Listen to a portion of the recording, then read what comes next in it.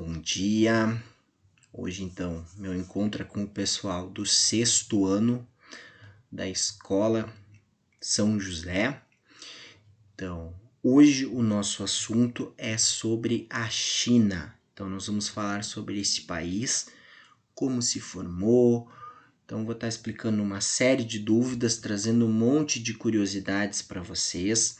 Então eu peço que junto com essa videoaula que vai estar disponível no YouTube, não vai estar disponível então na plataforma Plural, na nossa aula ao vivo, ou seja, eu não vou poder estar tirando as dúvidas de vocês, então eu solicito que vocês peguem o caderno, lápis e vão prestando atenção no decorrer da aula e vão anotando dúvidas, porque no nosso próximo encontro, pela plataforma Plural, na nossa aula de História. Então a gente vai fazer uma discussão sobre essa aula, vou trazer alguns exercícios para vocês responderem, então prestem bastante atenção nessa videoaula. Se tiver que olhar 1, 2 ou 3 vezes, tranquilo, o importante é vocês fixarem o conteúdo, tá ok? Para a gente poder fazer uns exercícios sobre. Então vamos falar dessa civilização que é muito antiga, uma civilização muito importante. Vamos trabalhar sobre ela. Eu vou ficar pequenininho aqui e vou aparecer aqui no cantinho para vocês, tá? Então, vocês vão escutar mais é a minha voz. Então, galerinha da escola São José, vamos começar então falando sobre a China. Então, gente, olha que imagem bonita, a Grande Muralha da China, né? Nós vamos falar um pouquinho mais sobre ela no decorrer do texto, mas assim, para iniciar, eu acho que é uma imagem bem impactante, bem bacana da gente estar visualizando. Então, começando. A China foi uma das primeiras regiões do mundo a ser habitada. Então, há registros da presença do Homo erectus na região entre 550 mil e 300 mil anos antes de Jesus Cristo. Lembra lá quando a gente estudou no começo do ano, ainda nas nossas aulas, que estavam acontecendo de forma presencial, sobre a origem do ser humano, a origem das espécies, lembra do Charles Darwin? Então, os primeiros ocupantes da região da China é o nosso amigo que a gente estudou lá atrás, o Homo erectus, né? Olha de quanto tempo a gente está falando que começou a acontecer a ocupação desse território. Então, gente, assim como na Mesopotâmia e no Egito, a ocupação da China também ficou concentrada nas áreas próximas de um rio. Ou seja, lá na Mesopotâmia nós vamos ter o rio Tigre e o rio Eufrates, ou seja, eles vão habitar a região do Entre Rios, ali o pessoal da Babilônia, né? Então ali eles vão começar a produzir e formar as primeiras cidades mundiais, como Ur, né? Lagash. Então lembra disso, região próxima ao rio. Também o Egito ali, que eles vão habitar a região próxima ao rio Nilo, né? Ou seja, o próprio rio quando dá as enchentes, então vai produzir o lodo, que eles vão conseguir deixar a terra mais fértil e conseguir plantar. Na China, a história é um pouco parecida nesse começo, então. A ocupação ficou concentrada, então, próximo ao rio Yangtze, também conhecido como o Rio Amarelo, localizado na região norte do território chinês. Aqui, então, a imagem do nosso amigo lá, para a gente não esquecer, né? Dar uma relembrada, parece que já faz tanto tempo, nosso amigo Homo erectus. Lembram dele? Então tá aqui ele, né, ao lado pra gente dar uma relembrada. Então, pessoal, dando seguimento, o Rio Amarelo recebeu esse nome por conta da cor de sua água. A mistura de um sedimento, esse sedimento ele vinha do deserto do Gobi, chamado de loess, com a água do rio formava uma lama assim grossa, amarelada. Então, na época das enchentes, essa lama, assim como o lodo que tinha no rio Nilo, lá o humus, vocês lembram? Então, essa lama aqui do Rio Amarelo, ela sedimentava o solo e tornava as regiões às margens do rio muito boas para o cultivo da agricultura. Então, eles aproveitavam isso para também fazer essa produção, né, do cultivo da agricultura. Então, bem parecido, né? Nos lembra bastante, sim, com as peculiaridades lá de quando a gente estudou o Egito e a Mesopotâmia, né? Calma aí, vamos retornar aqui e eu vou tentar ampliar um pouquinho essa imagem para a gente tentar ver o rio maior, né? Mais ampliado, olha só o rio amarelo. Então vejam, a cor dele é realmente amarelada, né? Por conta desse sedimento aí que vem do deserto. Então vamos adiante agora. Agora sim, podemos ir adiante. Então, em torno de 4.000 anos antes de Jesus Cristo, o Vale do Rio Amarelo, esse já era ocupado por várias comunidades que haviam aprendido a controlar as enchentes do rio e a utilizar suas águas para irrigar as terras próximas. Então, com o passar do tempo, algumas delas foram se unificando e formando pequenos reinos.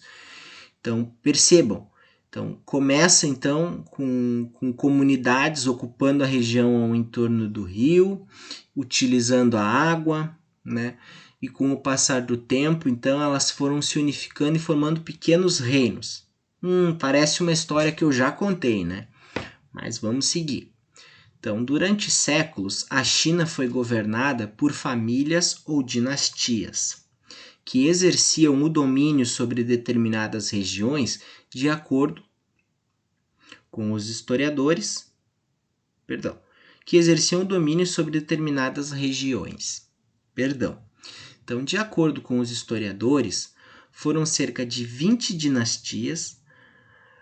Por várias razões e em diferentes épocas, essas dinastias entraram em conflito, entraram em guerras entre si,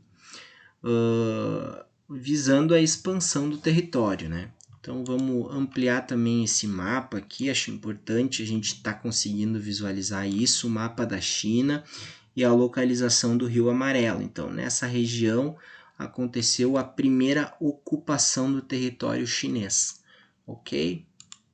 Então vamos adiante. Até aqui, tranquilo. Peguem os cadernos, anotem as dúvidas, porque na próxima aula a gente vai tirar essas dúvidas presencialmente.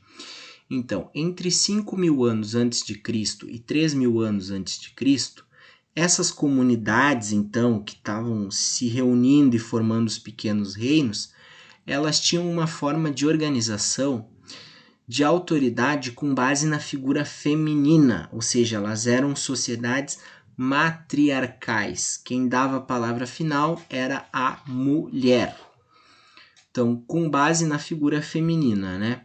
Pouco a pouco, porém, elas mudaram, elas adquiriram um outro caráter, um caráter patriarcal. Ao certo, por que ocorreu essa mudança? Na minha pesquisa eu não consegui chegar a essa resposta, mas por algum motivo então elas começaram a alterar, né, dessa figura feminina, arrumar para adquirir esse caráter patriarcal.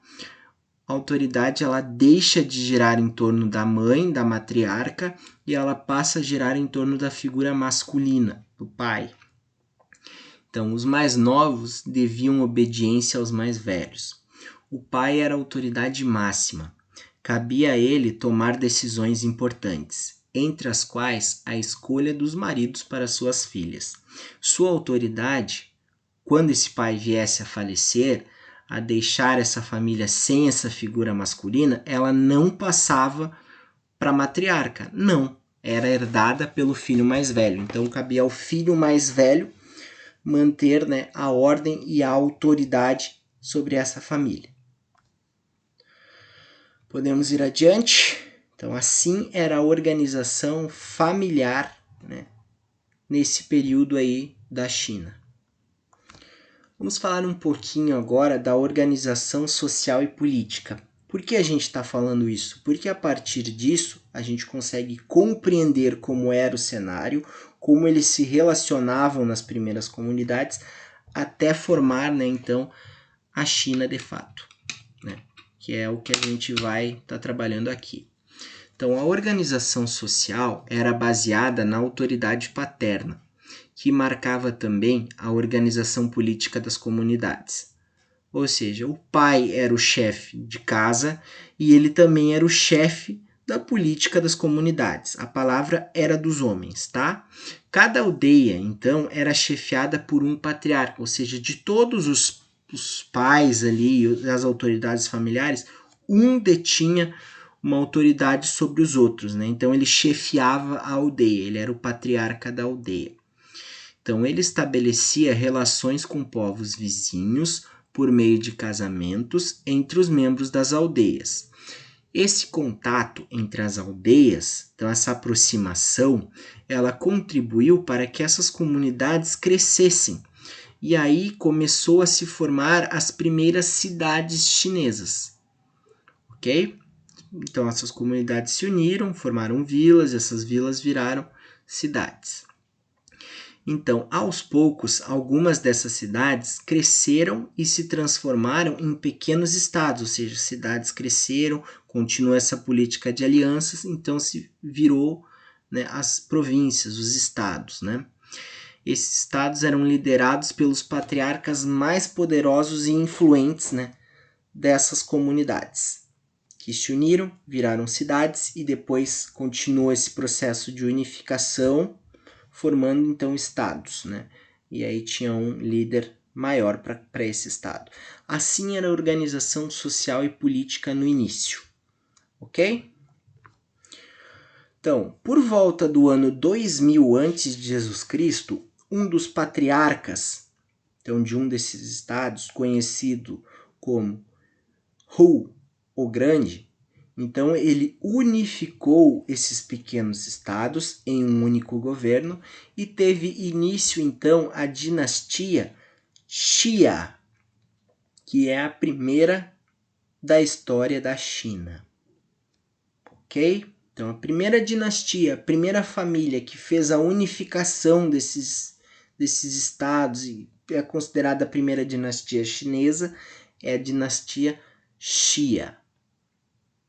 Então, nos próximos 4.000 anos seguintes, a China seria governada por diversas dinastias. E aí a gente teria a alteração, né? Em determinados momentos, essas dinastias conseguiam unificar, né, mais estados.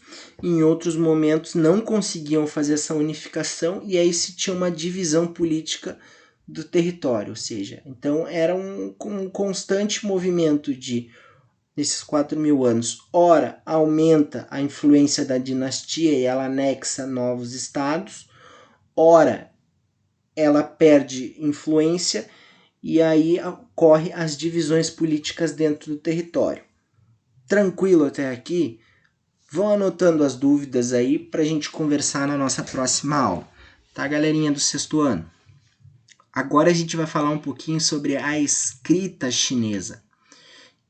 Então, gente, a civilização chinesa, ela foi uma das primeiras a desenvolver um sistema próprio de escrita. Sinais gravados nas superfícies de ossos ou carapaças de animais, como tartaruga, aqui eu coloquei entre parênteses, eram uma tentativa de adivinhar o futuro. Então, os caracteres eram gravados com um bastão aquecido. As rachaduras provocadas pelo calor no osso ou no casco da tartaruga eram então interpretadas pelos adivinhos. Então aqui eu trago para vocês uma carapaça de tartaruga da época, né? Então com esses símbolos, né, que a gente pode dizer que é um dos sistemas de escritas mais antigos do mundo. Assim como a gente percebe lá na Mesopotâmia com os sumérios, né,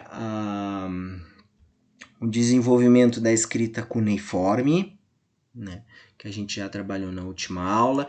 Quando a gente fala da sociedade egípcia, que também a gente já trabalhou, a gente vai falar da importância do papel do escriba, que era esse cara que fazia esse meio de campo, né, que é no Egito, que era muito bem, como é que eu posso definir?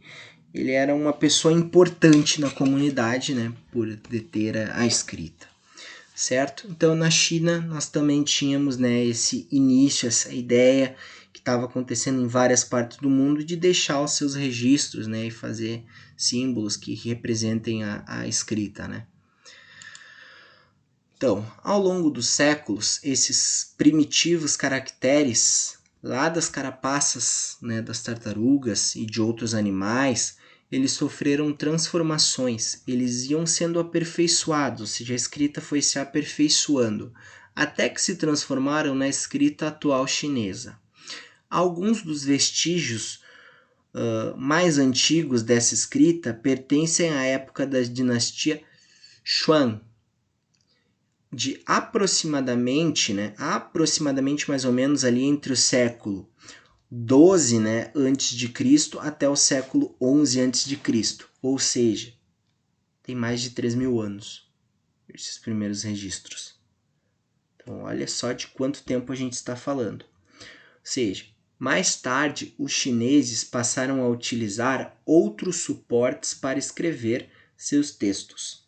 Então, eles começaram a escrever seus textos em pedaços de madeiras, em tiras de bambus amarradas umas nas outras. E também, aí mais adiante, a seda era utilizada. Mas aí a utilização da seda para a escrita, né? Como a seda era muito caro para se produzir, então ela era reservada para os documentos ou pinturas mais importantes, ou seja, não era todo mundo que tinha acesso à seda para poder fazer as suas pinturas, né? Então, o imperador Huizong fez a pintura ouvindo Qin. Ou seja, então aqui eu vou tentar ampliar para a gente, né? Essa pintura, a imagem não ficou muito boa. Então vou reduzir aqui. Esse é um dos registros mais antigos, né, da tentativa de escrita. Olha que espetáculo, gente, essa pintura. Então, vamos adiante, né? Então, a história da China, gente, a história da China ela pode ser dividida em 2 grandes períodos. Então, como historiadores, a gente vai tentar fazer uma divisão para traçar uma linha, né, cronológica assim, da China. Então, a gente dividiu ela em 2 períodos. O primeiro período, a China Antiga. E aqui a gente está falando de 2207 a.C. a 221 anos antes de Cristo. Esse é o período, então, da China Antiga. Nós vamos ter o início da construção da Grande Muralha.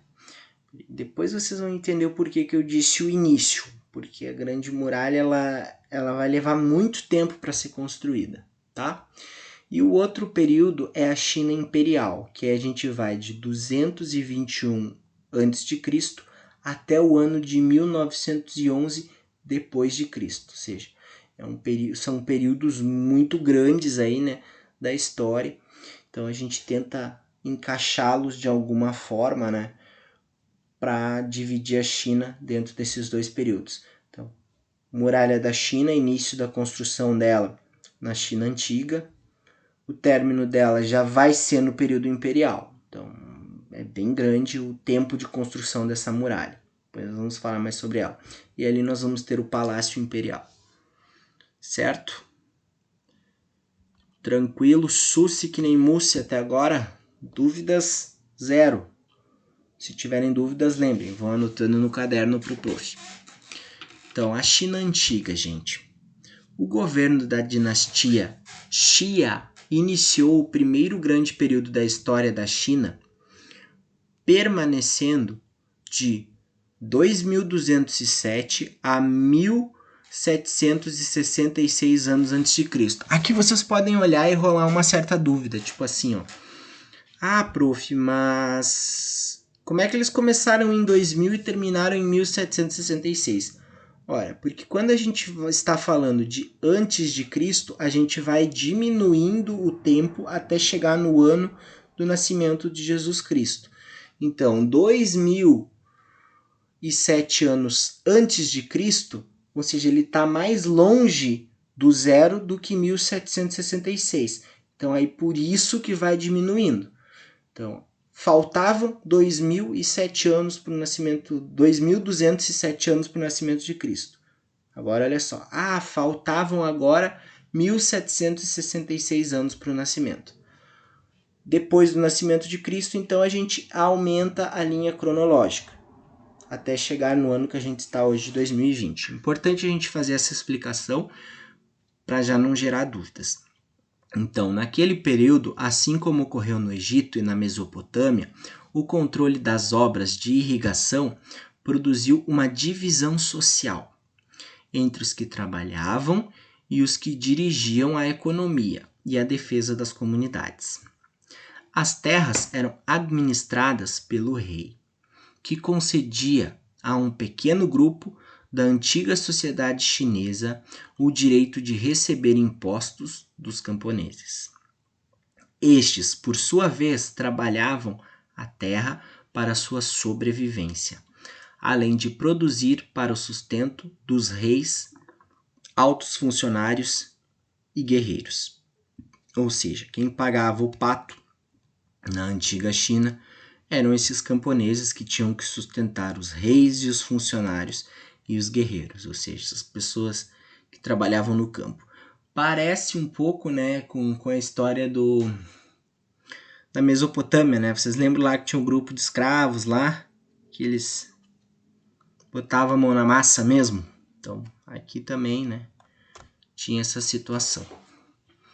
A agricultura era a principal atividade econômica da China neste período. Então, os principais produtos eram o milho, a soja, o arroz e outros grãos. Com o passar do tempo, surgiram oficinas artesanais e artigos de ferro e bronze. Então, aqui eu trago esses exemplos para vocês estarem verificando, né? Artigos de ferro, artigos de bronze, né? Ou seja, quando eles começaram, então, a dominar esses metais. Falamos então da China Antiga. Então, na China Antiga, lembrando, né, início da construção da muralha, início da unificação chinesa, dominação do bronze e do ferro, ou seja, isso tudo aconteceu no período da China Antiga. Agora a gente vai estar falando da China Imperial, esse outro período. Então, a dinastia Qin foi responsável pela unificação da China. A unificação chinesa, entretanto, não se resumiu à vitória militar da dinastia Qin sobre as dinastias rivais. O primeiro imperador Qin, Shi Huangdi, estabeleceu a capital do império em o meu chinês aqui não é muito bom. Xiangyang, cidade que existe até hoje com o nome de Xi'an. A palavra significa lugar eterno, pois Qin Shi Huangdi achava que sua família reinaria para sempre. Olha a pretensão dele, achou que a dinastia dele ia ser eterna, né? Também elaborou um código de leis imperiais, instituiu uma moeda única e uma escrita oficial. Então aqui ao lado nós trazemos, né, uma imagem do Qin Shi Huangdi, né? Dando sequência então, o imperador nomeou governadores para as províncias e aumentou o exército, construiu estradas e muralhas em torno da capital. A maior fortaleza, no entanto, começou a ser construída ao norte para proteger o império de invasores nômades. Esta é a famosa Muralha da China. Então, gente, eu vou terminar aqui de ler e aí eu vou mostrar para vocês essa imagem, que ela é bem impactante, tá? A Muralha da China, ela foi ampliada por outras dinastias chinesas ao longo de quase 2000 anos de construção. Materiais diferentes foram utilizados de acordo com o local, ou seja, cada lugar em que eles estavam, eles utilizavam os materiais que a região fornecia. Então, ela não é feita de um único material, são diversos materiais, né? As obras de reforma e ampliação da Muralha da China, elas somente terminaram no ano de 1677 depois de Jesus Cristo. Atualmente a extensão total é de 8.000 850 quilômetros. Quase 9 quilômetros de muralha. É muita coisa, né? Então, gente, começou a ser construída. Vamos lá. Lá no tempo de Qin Shi Huangdi, e ela foi concluída, isso antes de Jesus Cristo, tá? E ela foi concluída só no ano de 1677. Que espetáculo, né? Mas, eu prometi para vocês que eu ia ampliar a imagem. Muito bem. Já estava esquecendo disso, galerinha. Se o computador ajudar também, né? Então, olha só que espetáculo. Olha essa imagem construída em cima das montanhas. Imagina o trabalho, o esforço que foi necessário para a construção dessa muralha. Né? Vamos, então, dar seguimento. Localizada ao norte do país, a muralha da China o atravessava, formando uma barreira contra invasores. Galera, mas essa obra linda, espetacular, ela gerou uma grande tragédia. Então, os especialistas estimam que os imperadores, né, ao longo de todo esse tempo, mais de 2.000 anos de construção, né, eles chegaram a recrutar 1 milhão de trabalhadores, 1 milhão de pessoas para construir a Grande Muralha. É muita gente. Quase 80% desses trabalhadores que trabalharam na construção, eles morreram de frio ou de fome.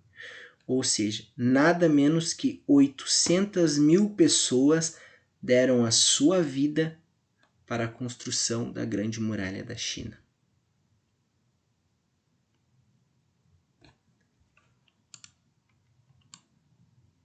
Então, o que a gente está vendo aqui são esforços de muitas pessoas que deixaram a sua vida para construir uma das maiores riquezas da humanidade, né?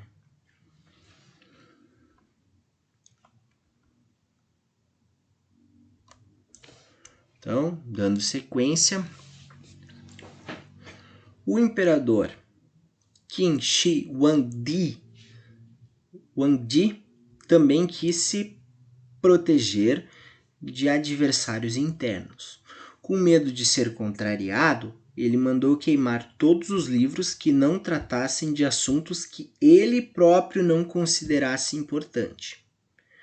Então, ele fazia uma leitura, esse livro é interessante, esse livro não é, queima esse fica e assim por diante. E só ficavam os livros que ele achava que eram importantes. Então, restaram apenas livros de medicina, de religião e de agricultura. Com a morte de Qin Shi Huangdi, a família Qin teve dificuldades para permanecer no poder. Outras famílias ascenderam, famílias que estavam interessadas no poder, então aconteceu várias disputas. Eles tiveram muita dificuldade para continuar no poder. Então, contrariando a previsão do que ele achava que sua família ficaria sempre no poder, ela não ficou. Então, depois de muitos conflitos, Liu Pang, da dinastia Han, tornou-se o novo imperador, isso em 206 a.C. Um dos mais importantes imperadores da dinastia Han foi Yu Qi.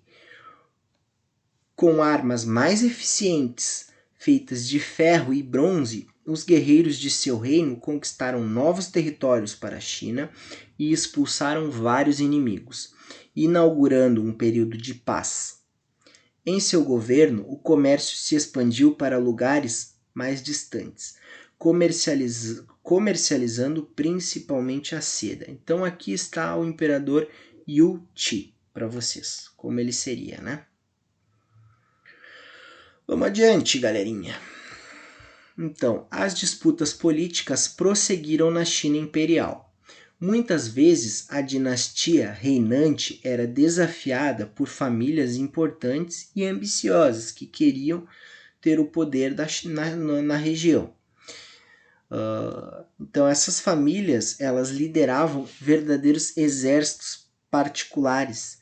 Então, os conflitos foram tão grandes que a China ficou dividida em 10 reinos com 5 dinastias diferentes que brigaram por mais de meio século, ou seja, 50 anos de disputa, ou seja, são 10 reinos diferentes e 5 dinastias no poder. Então, para vocês terem uma ideia das disputas que estavam acontecendo ali. Então, as invasões externas também foram uma das razões para a queda de dinastias. Foi o caso da segunda dinastia Jin, iniciada no século 11 depois de Cristo, derrubada pelos mongóis, povo da Ásia Central. Foi substituída pela dinastia Yuan, fundada pelo mongol Kublai Khan. A dinastia Yuan, no entanto, foi derrubada por uma onda de revoltas, principalmente rebeliões camponesas, ou seja, era um clima sempre de certa instabilidade, né? As duas últimas dinastias do período imperial, contudo, elas fugiram a essa regra, né? Elas foram muito duradouras. Por exemplo, a dinastia Ming, que ela vai suceder a dinastia Yuan, ela governou a China até o ano de 1644, permanecendo no poder por quase 3 séculos, 100, 200, 300 anos, mais ou menos. E depois ela foi substituída pela dinastia Qing, que governou por igual período até o ano de 1911. Então aqui nós vamos ter o Kublai Khan, que em 1271 fundou a dinastia Yuan, ou seja, ele não era um chinês, ele era um mongol vindo de outra região da Ásia, né? E lembra que eles caíram então por conta, né, de insatisfação da população.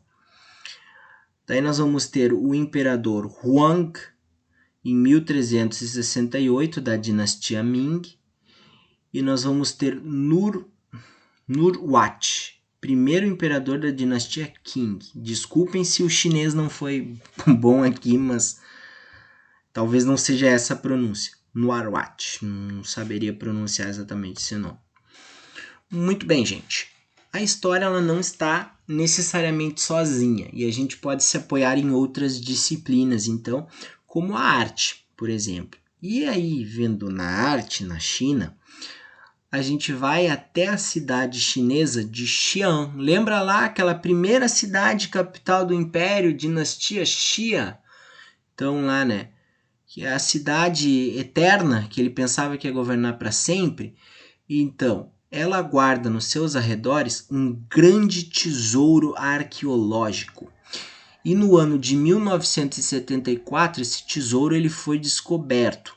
Quando cavada a terra em busca de água, um agricultor encontrou os primeiros vestígios de um exército subterrâneo, um exército com cerca de 7.000 soldados e cavalos feitos de terracota.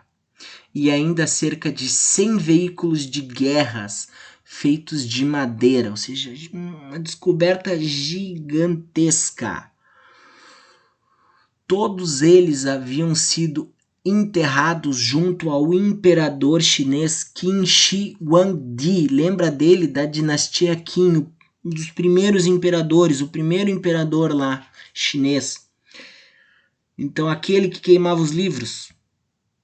Então, acreditava-se que desse modo o imperador estaria protegido depois de sua morte. Ou seja, então ele morreu e no funeral dele ele tinha 7.000 soldados feitos, né, de terracota, que era uma argila cozida em fornos, para fazer a proteção dele, né, ali depois de sua morte. Então aqui nós vamos ter esses soldados. Olha que espetáculo, gente. Olha que coisa linda. Soldados feitos de argila cozida em fornos. Olha que espetáculo, galerinha do sexto ano. Olha só, são 7.000 desses, tá? Não só soldados, nós temos animais também e carros de madeira de guerra, né? Então aqui eu trago mais essa imagem para vocês. De acordo com os arqueólogos, a construção do exército de terracota, dessa argila cozida, teve início no ano de 246 antes de Jesus Cristo. Está aí até hoje. E levou cerca de 38 anos para ser terminado.